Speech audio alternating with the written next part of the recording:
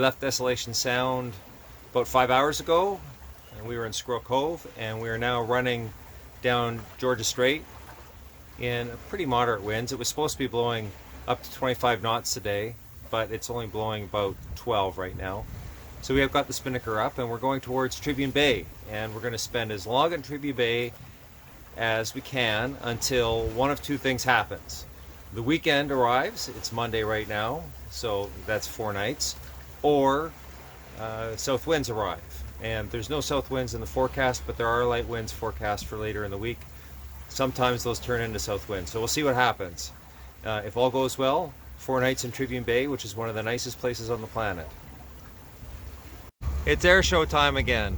We're just off of Comox, and this dude's been flying around over top of us. He seems to like flying over our boat for the last hour and a half.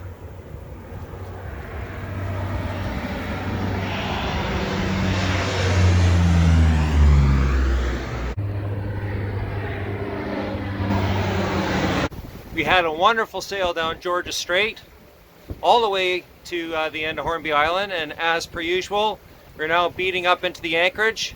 It's really crowded, but that's to be expected. It is a super nice place, and it's super nice weather, so those two things definitely make Hornby Island a prize destination to be heading to on a week like this. We're at Hornby Island, Tribune Bay, and we love this place. It could be a bit of a madhouse during the weekend, so we arrived on Monday, and then I guess we just stay in as long as we can. The winds are from the north right now, which is perfect because this bay is completely exposed to the southeast, and if they blow that way all week, we'll stay all week. Unfortunately, a couple of the grid models are calling for the wind to switch to the southeast in a couple days, but Environment Canada is calling for northwesterlies all week, so it's kind of up in the air whether we'll get to stay or not, so we'll just take what we get. Tribune Bay has got lots to offer other than just a beautiful beach. There's some great hiking trails. There's a little co-op store which has got a little bit of everything, including a good selection of groceries, and some boutique stores, and a great little taco stand that we're going to go enjoy right now because it's lunchtime. But we're taking a long way there so that we get a little bit of a walk in the shade, get some exercise, you know, stretch the legs. And then this afternoon we'll sit on the beach and read and swim and play bocce. It's going to be a great day.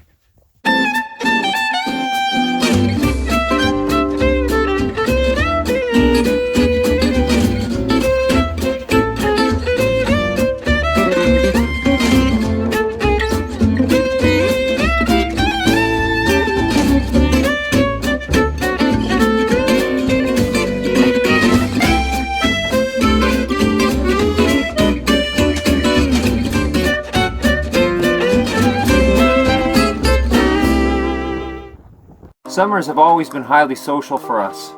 At this point, we've been out for 3 months and we've hung out with friends almost every night. Our stay in Tribune Bay was no exception. We spent a couple of evenings with Mark and Christina on Curve of Time, their Grand Banks 42, and had a reunion with Lynette and Mike out of Anacortes, friends we haven't seen in over 2 years.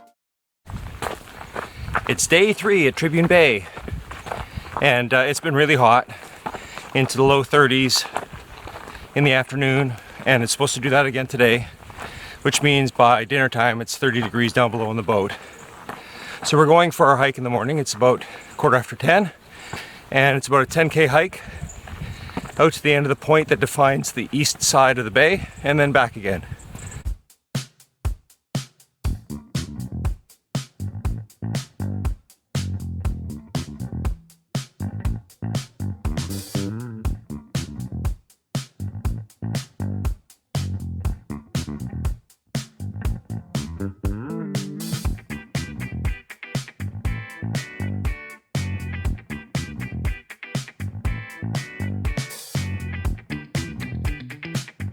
The trail out of Tribune Bay is kind of neat.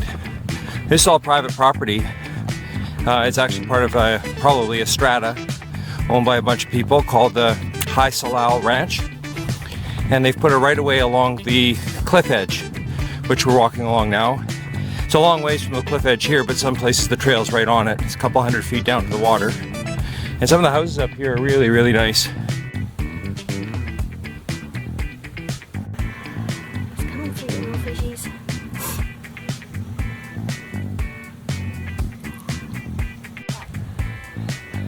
That's Flores Island on the southeastern tip of Hornby Island. We actually sailed through this little pass 2 days ago. Be pretty tough to sail through there today. Anybody who knows me knows that I don't like being cold. I love the summer and I tolerate winter because I can go skiing. But there's a limit to things. It's pretty warm right now and it's a welcome relief to be back in the forest and in the shade. Maybe we were melting walking along that beach. That was an amazing 3 days. We're just leaving Hornby. We're about 5 miles out in the middle of Georgia Strait right now, making for Pender Harbor. We've got very little wind, 5 knots apparent. And we got the spinnaker up again and making about 4 knots through the water. So it's a nice relaxing sail pretty early in the morning. Hornby, wow. You can do so many different kinds of activities on Hornby. It's easy to spend 3 days. It's easy to spend a week there, but 3 days is a piece of cake. The taco stand's fantastic. We went for that long walk yesterday. The beach, of course, is why most people go there in the first place.